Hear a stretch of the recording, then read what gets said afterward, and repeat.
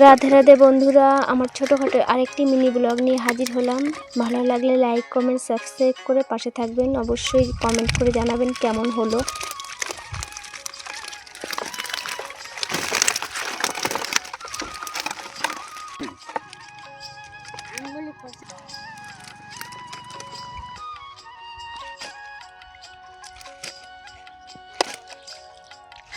সব কিছু রেডি করা হয়ে গেছে, এখন নিয়ে গেলেই হবে। তার জন্য আমি বাড়ির দিকে হাঁটা শুরু করলাম। আর ওইটা হচ্ছে আমাদের বাড়ি। দূর থেকে মনে হচ্ছে একটা ভূতের বাড়ি। যাই হোক, বাড়ি যাব তো রিওকে ডাকলাম যে যাবি কি না, চল।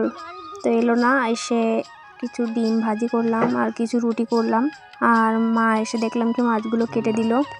সেই মাছগুলো এখানে রেখে দিলাম। এগুলো হবে আজকে রান্না। দেখতেই পাচ্ছেন কি সুন্দর একটা সাইজের মাছ। পার্শে মাছগুলো আমাদের ঘেরের জল শুকানো হয়েছে, ঘের বেড়ি থেকে ধরে নিয়ে আসা হয়েছে। আর সকালবেলা তো চা করব, এখনো চা করিনি। এই যে চা করেছি। সকালবেলা জলখাবারে ডিম রুটি। রান্নার জন্য এই সমস্ত মাছ নিয়েছি।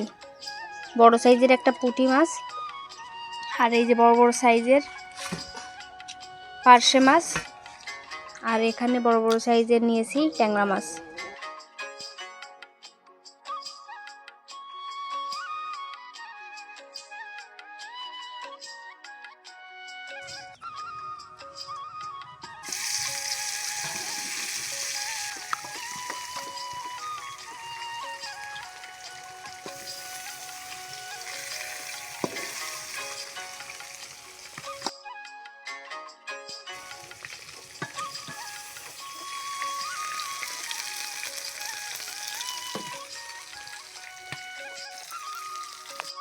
হয়ে গেছে আমার মাছ ভাজা, তুলে নেব।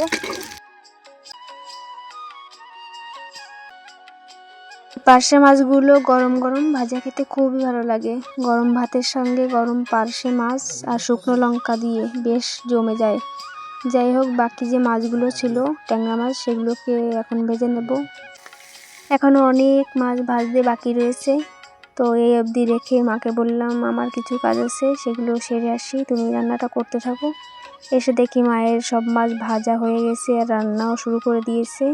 বড় সাইজের পুঁটি মাছের পিসগুলো আর ট্যাংরা মাছ দিয়ে হচ্ছে পাতলা ঝোলের আলু দিয়ে তরকারি। আর বাকি যে মাছগুলো ছিল সেগুলো ভেজে তুলে রেখেছে। আর এইদিকে ছোট পুঁটি মাছ, ছোট বেলে মাছ আর চিংড়ি মাছ দিয়ে টমেটো দিয়ে দারুণ স্বাদের একটা টক রান্না করছে।